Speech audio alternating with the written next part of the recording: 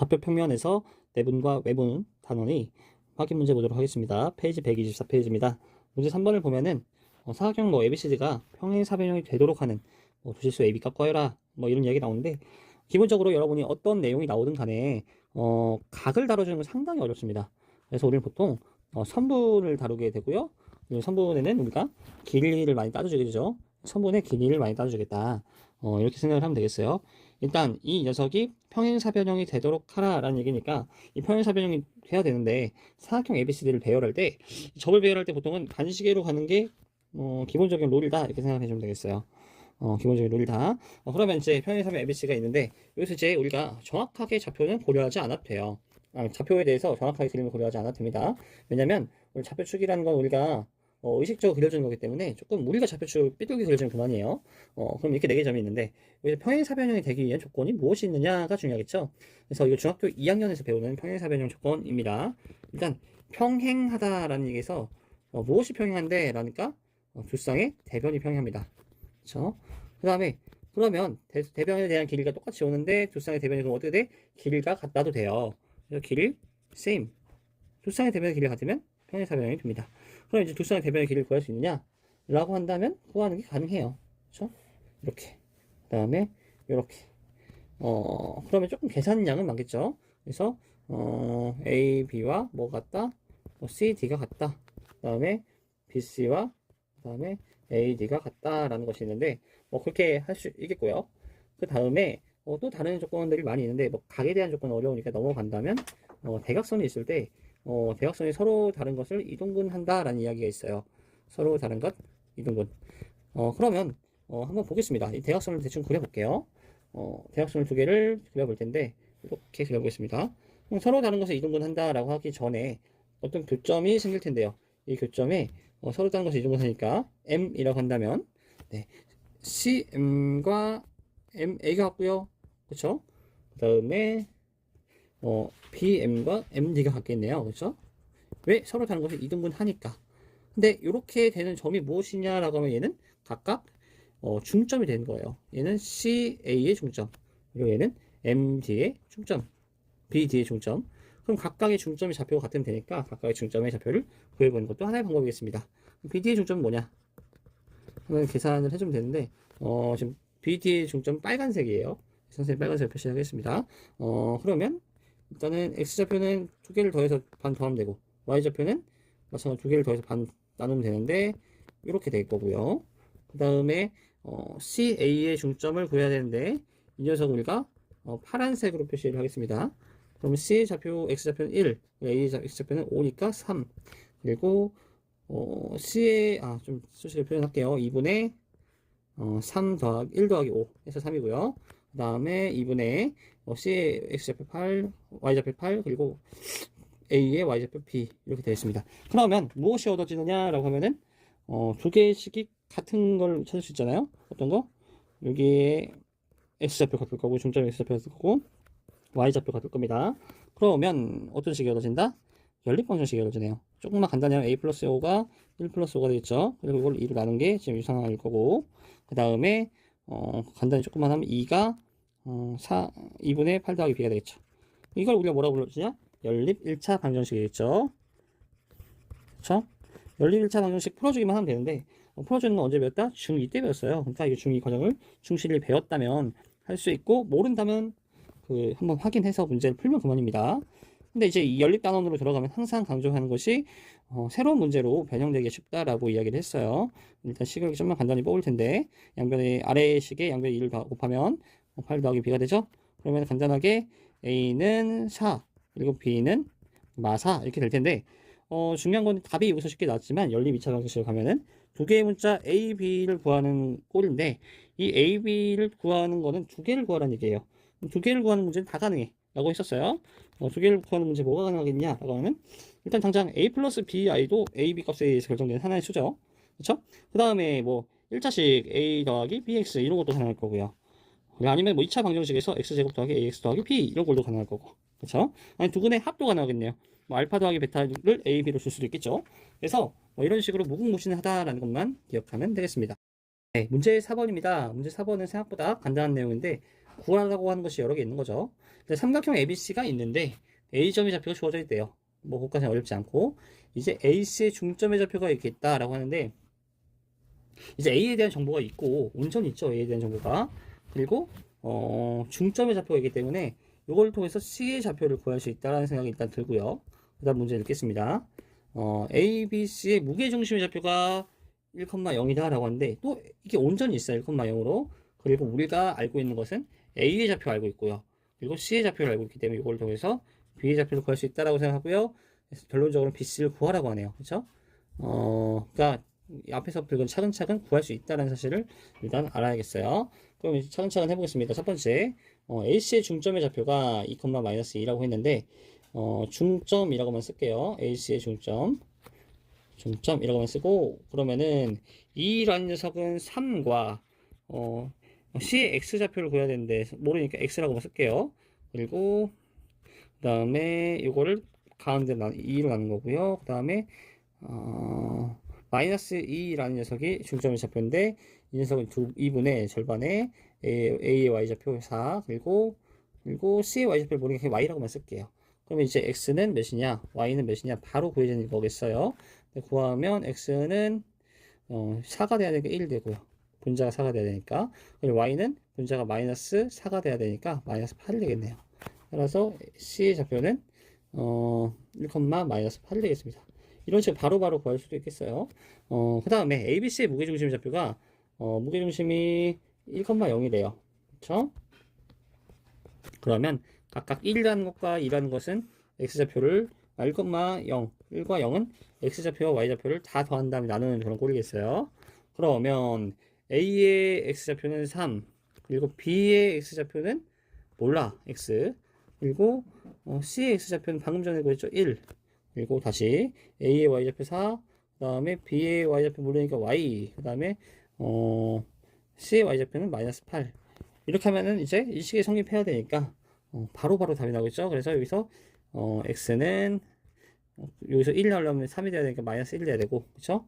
Y는 잠시만요. Y는 분자가 0이 나와야 되니까 마이너스 8, 0 되려면 Y가 4가 돼야 돼요.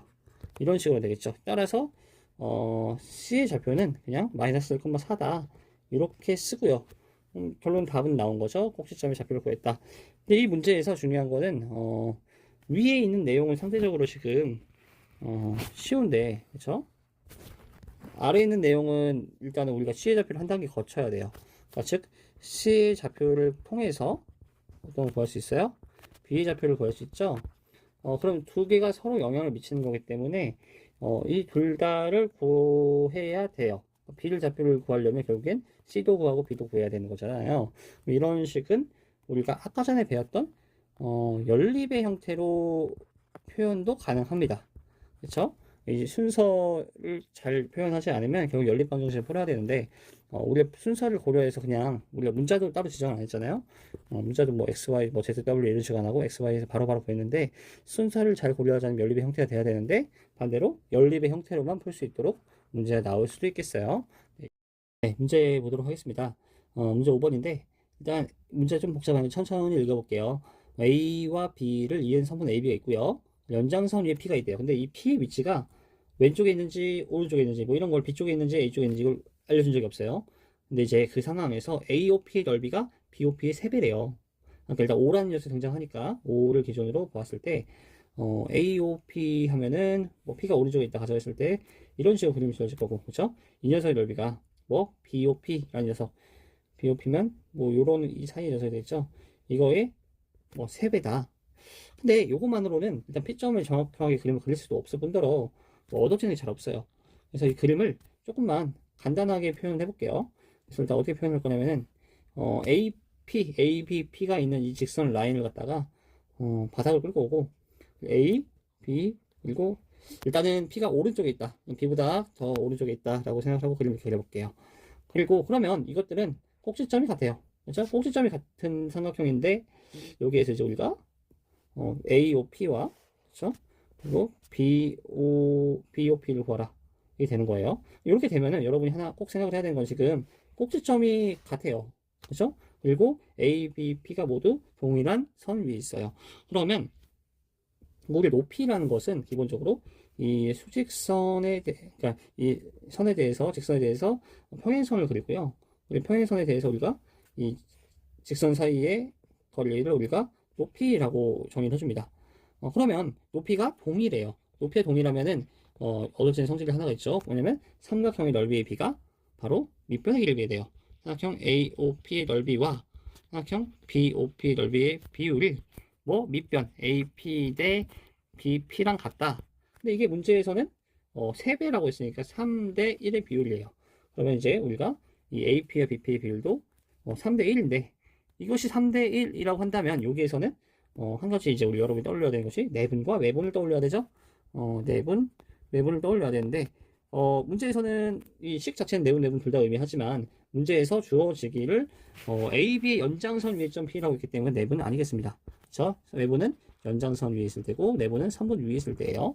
그러면 이 P라는 점의 정체는 P는 AB의 3대1 외분점입니다. 이렇게 접근하기 조금 더 편하겠어요. 왜냐면은 이 식을 세우는 것보다는 바로 공식을 구하기 편하니까.